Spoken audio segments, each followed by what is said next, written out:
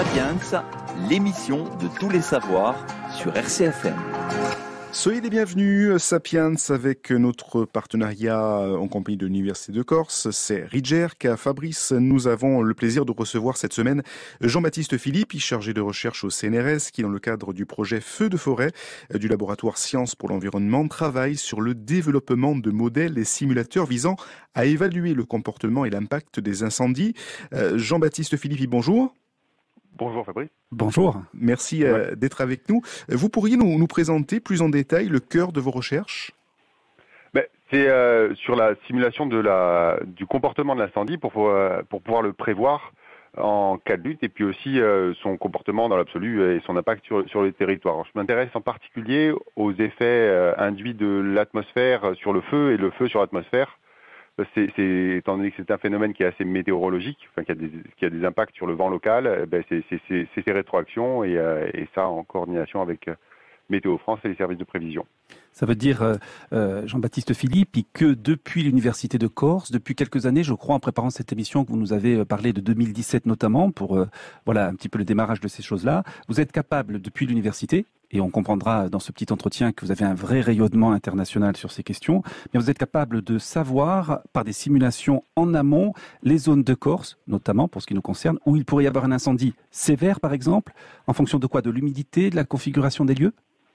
En fait, depuis 2017, on dispose d'un financement de l'Agence nationale de la recherche et pour un programme collaboratif avec justement le Météo France, mais INRIA, le CERFAX, donc d'autres laboratoires sur le continent.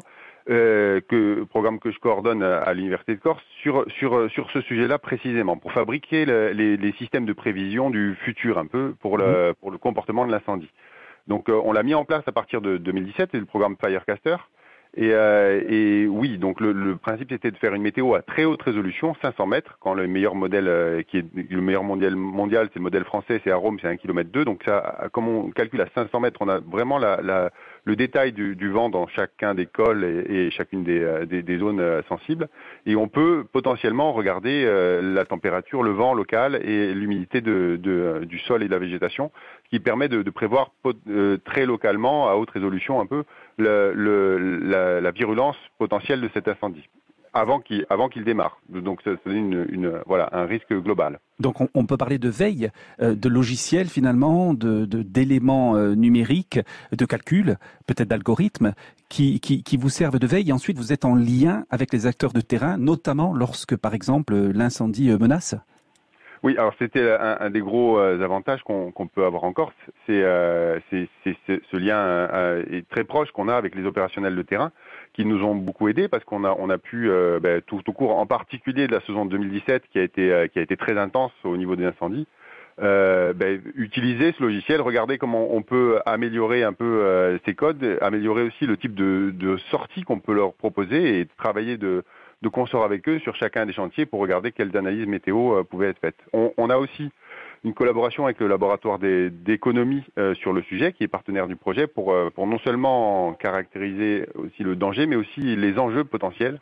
Voilà, c'est Antoine Belgodère sur localement. Donc ça permet aussi d'estimer quel est le risque finalement, parce que 1000 hectares de maquis, c'est pas le même risque qu'un incendie qui est aux portes d'une ville. Oui, et puis vous avez aussi signalé lors d'un entretien préalable, on peut le rappeler aux auditeurs que l'île est un vrai laboratoire à ciel ouvert, pour le coup, avec sa taille, avec sa diversité végétale, avec ses reliefs également. La semaine prochaine, il se passe quelque chose d'important pour votre laboratoire, pour vos collègues chercheurs, Monsieur Philippe. Puis c'est, je crois, un programme de clôture qui va être en colloque, travaillé, torturé, avec notamment 2 brillants chercheurs californiens de 6 nationalités regroupées, puis une 50aine de chercheurs. Oui, c'est ça, c'est la conférence Numerical Wildfire qu'on a organisée au cours d'un dernier, c'est la deuxième occurrence.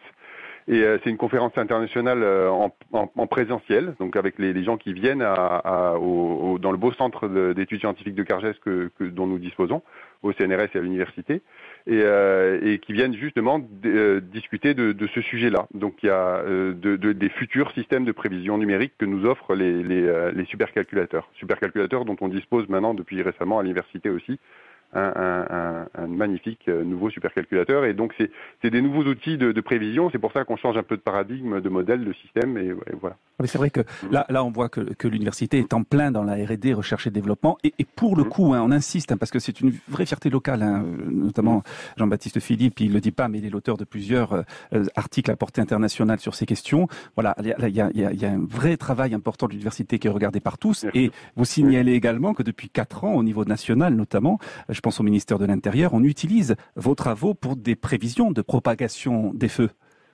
Oui, c'est le logiciel juste de propagation de l'incendie, pas celui avec le couplage d'interface. On a réussi à arriver à un niveau assez opérationnel pour pouvoir faire le transfert à l'intérieur des codes qui sont utilisés en système de prévision pour le ministère de l'Intérieur et pour l'entente interdépartementale incendie. C'est-à-dire qu'ils disposent de l'outil qui leur permet de simuler tous les feux qui puissent démarrer et avoir le contour estimé au bout d'une dizaine de secondes.